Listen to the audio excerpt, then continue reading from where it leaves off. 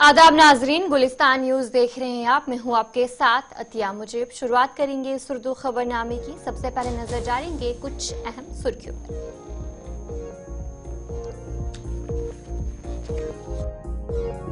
Security पर इजलास, अमित शाह की जेर सदारत में 19 दिसंबर को अहम मीटिंग। एलजी मनोज सिन्हा और दीगर अफसरान कर सकते हैं शिरकत।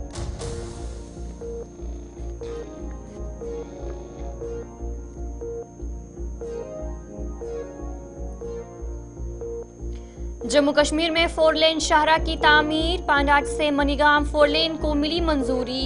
827.9 करोड़ रुपए मुख्तस। नितिन गडकरी का ऐलान।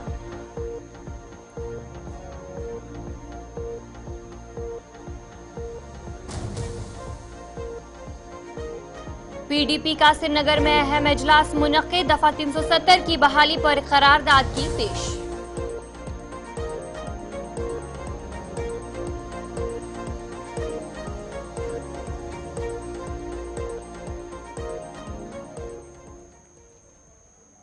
तो चले थी कुछ अहम सुर्खियां। अब दीगर खबरों की तरफ भी रुख करेंगे।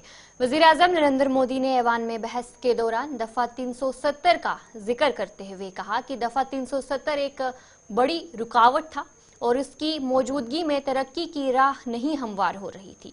उन्होंने मजीद कहा कि इसी वजह से दफा 370 को खत्म किया गया ताकि मुल्क में तरक्की की रफ्तार तेज हो सके और इत्तेहाद कायम रह सके। मैं संविधान के प्रकाश में ही मेरी बातों को रखना चाहता हूं और इसलिए अगर आप हमारी नीतियों को देखेंगे, पिछले 10 साल देश की जनता ने हमें जो सेवा करने का मौका दिया है, हमारे निर्णयों की प्रक्रिया को देखेंगे तो भारत की एकता को मजबूती देने का निरंतर हम प्रयास करते रहे हैं। आर्टिकल 370 देश की एकता में रुकावट बना पड़ा था, दीवार बना पड़ा था। देश की एकता हमारी प्राथमिकता थी, जो कि हमारी संविधान की भावना थी और इसलिए धारा 370 को हमने जमीन पर उतार दिया, क्योंकि देश की एकता हमारी प्राथमिकता है।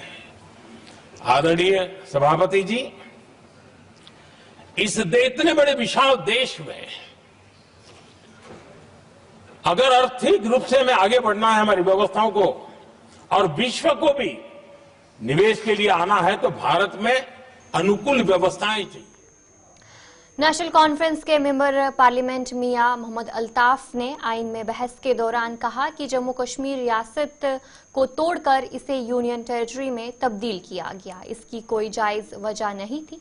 उन्होंने मरकजी हुकूमत पर जोर दिया कि मुल्क में सेक्युलरिज्म को मजीद मुस्तहकिम किया जाए। उन्होंने कहा कि जब तक मुल्क में सेक्युलरिज्म मजबूत नहीं होगा, तरक्की मुमकिन नहीं होगी।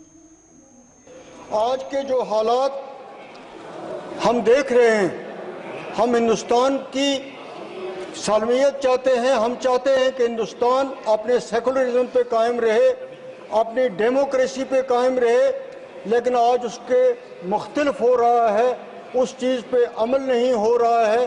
जो कुछ हिंदुस्तान में अक़लीतों के साथ हो रहा है, ख़ास तौर पे मैं उत्तर प्रदेश का जिक्र करूँगा कि जो वाक़यात वहाँ हो रहे हैं वो हम सब के लिए बाइस परेशानी है। और ये चीज़ जो है, ये फ़र्ज़ बनता है इस हुकूमत का, ये फ़र्ज़ बनता है उस पार्टी का जिसकी इस देश में हुकूमत है या वहाँ पे हुकूमत है, कि वो इन चीज़ों को रोके और वहाँ जो लोग रहने वाले हैं वो अपने आप को सेफ महसूस करें। वो ये समझें कि हम इस देश के रहने वाले हैं और इस देश में हमारे भी वही हकूक़ हैं जो दूसरे लोगों के हैं। उस चीज़ की तरफ देखने की तरफ बहुत ज़्यादा ज़रूरत है। हम सुप्रीम कोर्ट ने जो परसों फैसला दिया, जजमेंट दी, उसका हम खुश आमदेद करते हैं, वेलकम करते हैं कि इस बरवक्त फैसला आने से इस मुल्क में जो एक फ़िज़ा बनी हुई थी, वो एक नफ़रत की हवा चल रही थी, वो ठंडी हुई और उसमें तब्दीली हुई। यहाँ पे बहुत कुछ 2 दिन इस डिस्कशन में कहा गया। कांग्रेस वालों ने ये कहा कि 1975 में इमरजेंसी लगी, जो कुछ भी हुआ कांग्रेस ने उसके लिए माफ़ी मांगी।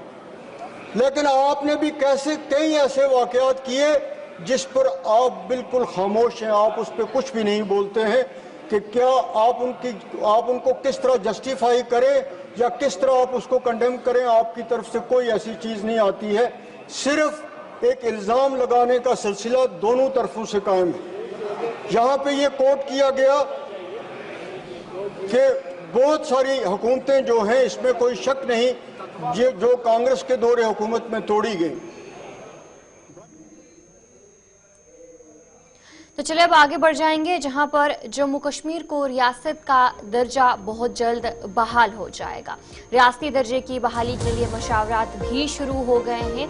सियासी जमातों और दीगर स्टेक होल्डर्स ने जो है बातचीत इस पर की जाएगी। जिस तरीके से हर कोई इंतजार कर रहा था कि आखिर जम्मू कश्मीर को रियासत का दर्जा कब बहाल होगा, और अब बताया जा रहा है कि जम्मू कश्मीर का जो रियासत का दर्जा है वो जल्द अब बहाल हो सकता है। इस हवाले से क्या कुछ जानकारी है वो आप तक पहुंचाने की कोशिश करेंगे। जहां पर जम्मू कश्मीर को रियासत का दर्जा बहाल करने के लिए जहां जम्मू कश्मीर हुकूमत और दीगर सियासी जमातों के साथ साथ आवाम भी इंतजार में हैं, जबकि वजीर आजम और वजीर दाखिला ने रियासती दर्जे की बहाली का वादा भी किया है। वहीं जराए का कहना है कि वजारत दाखिला ने जम्मू कश्मीर को रियासत का दर्जा बहाल करने के मामले पर मशावरात शुरू कर दी। इन मशावरातों में मुमकिन तौर पर अहम स्टेक होल्डर्स से बातचीत होगी, जिनमें सियासी जमातों, सिविल सोसाइटी के नुमाइंदे और इलाकाई रहनुमाओं के साथ बातचीत की जाएगी ताकि रियासत की बहाली के लिए रोड मैप जो है वो बनाया जा सके। याद रहे कि 5 अगस्त 2019 को जम्मू कश्मीर की खसूसी हैसियत खत्म होने के साथ साथ रियासती दर्जा भी खत्म हुआ और जम्मू कश्मीर और लद्दाख को मरकज के 2 अलग अलग हिस्सों में तकसीम किया गया, जिसके बाद हुकूमत ने अवाम से वादा किया कि मौकूल वक्त पर जम्मू कश्मीर को रियासती दर्जा बहाल किया जाएगा।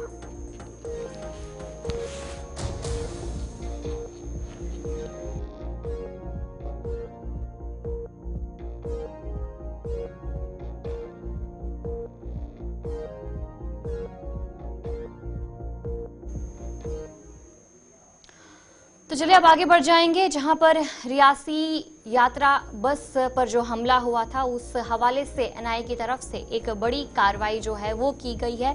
एनआईए ने कटरा में एक मुलजिम पर चार्जशीट दायर की है। मुलजिम की बात करेंगे तो बताया जा रहा है कि मुख्तलिफ शकों के तहत मुकदमे जो है वो दर्ज किए गए थे, जहां पर 9 जून को यात्री बस पर जो एक हमला हुआ था, जिसके चलते एनआईए की तरफ से लगातार तहकीकात की जा रही थी। और अब नेशनल इन्वेस्टिगेशन एजेंसी ने जम्मू कश्मीर के शिवखोड़ी रानसू से कटरा जा रही यात्रियों की बस पर होने वाले दहशतगर्द हमले के केस में एक मुलजिम पर चार्जशीट जो है दायर की है। एनआईए ने खसूसी अदालत जम्मू में अपनी चार्जशीट पेश करते हुए गिरफ्तार मुलजिम हकीम खान उर्फ हकीम दीन पर मुख्तलिफ दफात के तहत चार्जशीट दायर की है।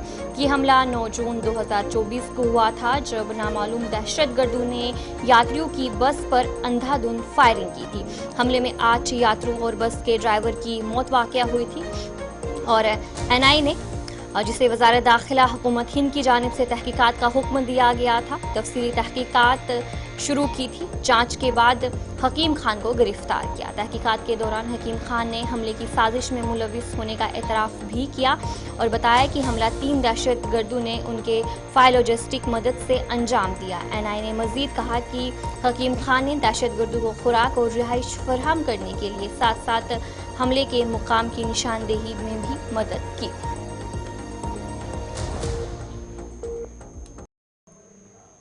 तो चलिए ब्रेक के बाद आपका खैर मकदम है। काबीना वजीर सकीना इत्तू ने आज बडगाम के चरार शरीफ के मुख्तलिफ मकामात का दौरा किया।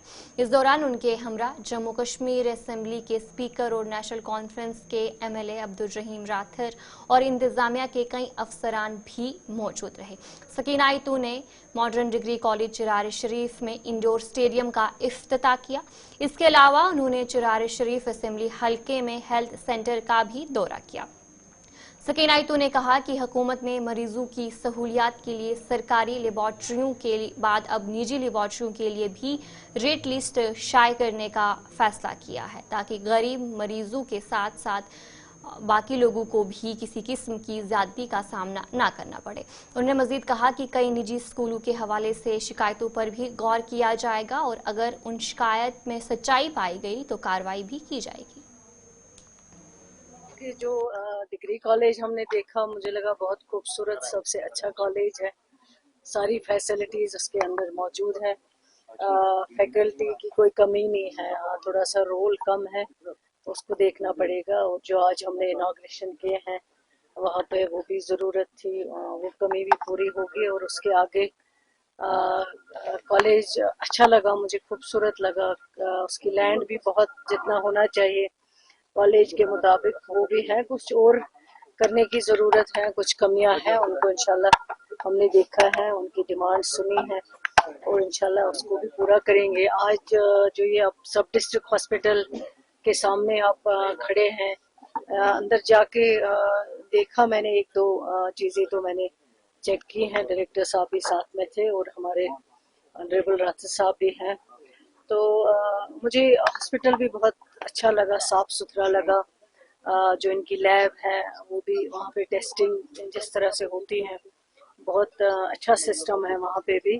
और जो नीचे मेडिसिन जहाँ पे रखे जाते हैं, हर एक के ऊपर स्लिप लगी हुई है कि एक्सपायरी डेट जो है वो दी गई है, बैच नंबर दिया गया है।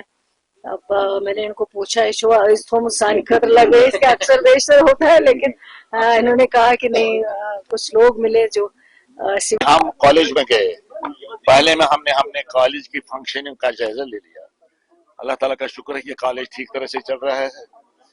कुछ चीजों की भी कमी है, उसमें कोई शक नहीं है, मगर कॉलेज बेहतरीन तरीके से डेवलप हो रहा है। बहुत अच्छी बात है, वो बहुत खुश हुआ। इंशाल्लाह मैंने वहां पर ये बात वहां पर भी कही, यहाँ भी कह रहा हूँ। वो वक्त ज्यादा दूर नहीं जब यहाँ एक यूनिवर्सिटी कायम होगी, वो हम खुश। नेशनल कॉन्फ्रेंस ने माही गेरू के मयार जिंदगी को बेहतर बनाने के लिए इकदाम करने की पूरी कोशिश की है और वहीं पर नेशनल कॉन्फ्रेंस ख्वातीन विंग सदर और एमएलए हबाकदल शमीमा फिरदौस ने श्रीनगर के टेंगापुरा बाईपास में एक तकरीब में कहा कि दरपेश कदल की आर्जी फिश मार्केट को टेंगापुरा मुंतकिल किया जाएगा, जिसके लिए 7 कनाल आर्जी मुंतखब की गई है। इस मंसूबे के लिए 500 करोड़ रुपए मुख्तिस किए गए हैं। उन्होंने कहा कि नेशनल कॉन्फ्रेंस मुस्तकबिल में भी माही गेरू के रोजगार को बढ़ाने के लिए काम करती रहेगी।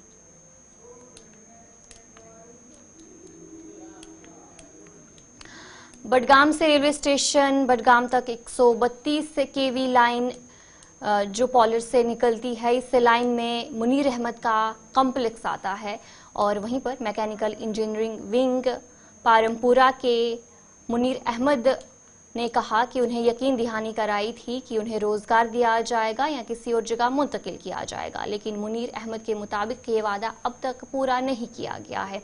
इस सूरत हाल के पेश नज़र आज मुनीर अहमद ने काम रोक दिया और कहा कि जब तक उन्हें इंसाफ नहीं मिलता वो काम जारी नहीं होने देंगे। 2024 में इन्होंने पहली लेटर सेक्शन की थी, जो यहाँ पर रेलवे लाइन जा रही थी बडगाम में। पहली जो लेटर जा रही थी वो कंपनसेशन जा रही थी कि इनको कंपनसेट किया जाए। जो हमारी बिल्डिंग इस जद में आ गई कि रेलवे लाइन को पावर इलेक्ट्रिसिटी देनी है, मगर इसके बाद जो सबसे बड़ी वजूहत रही, अफसर एक चेंज हो गया और उसने इस लेटर को खत्म किया। उसने कहा कि नहीं, इनको कंपनसेशन नहीं देना है, इनको शिफ्टिंग देंगे, शिफ्टिंग में इनको एडजस्ट करेंगे। अगर शिफ्टिंग में एडजस्ट करना है तो उसकी कंपनसेशन क्या होगी? पहली वजूहत ही होगी। अगर शिफ्टिंग करनी है तो इनको पहली चीज लैंड प्रोवाइड करनी है, जिसके बाद हमको शिफ्टिंग होगी। शिफ्टिंग में क्या होगी? हमें कंपनसेशन किस तरह मिलेगा? हमें एम्प्लॉयमेंट मिलेगा। जो यहाँ पर एम्प्लॉयमेंट था मेरा अपना, लगभग हमारे पास यहाँ पर 8 दुकानदारी थे और हम सर्विस भी कर रहे थे, जो कमर्शियल एरिया था। मैं एम्प्लॉयमेंट दे रहा था और खुद के लिए भी एम्प्लॉयमेंट जनरेट मैंने किया था लगभग पिछले 5-6 सालों से। मगर इन्होंने बोला नहीं, हमें आपका चीज जरूरत, हमें चाहिए कि हमें स्टेट के लिए जरूरत। हमारा यही मुतालबा है कि अगर आप शिफ्टिंग कर रहे हैं तो पहली चीज हमें लैंड प्रोवाइड किया जाए। अगर शिफ्टिंग आप बोल रहे हैं हमें शिफ्टिंग करनी है 10,000 क्यों? शिफ्टिंग में ये अफसर मेरे सामने आए। तो चलिए ब्रेक के बाद आपका खैर मकदम है। कुलगाम डीएच पुरा के अहमदाबाद इलाके के रहायशों ने अपने गांव में बैंक की सहूलियात फराहम करने के लिए पुरअमन एहतजाज किया। मकामी अफराद का कहना था कि गांव में बैंक और एटीएम ना होने की वजह से उन्हें नकदी निकालने के लिए 6 किलोमीटर दूर जाना पड़ता है, जिससे उन्हें मुश्किलात का सामना है। मकामी लोगों ने इंतजामिया से मुतालबा किया है कि इस मामले पर जल्द नोटिस लिया जाए। मसल यह सोन गांव तकरीबन 70 पे 70 चुल यह गांव ये गाँवस मज बैंक सहूलियत कहें।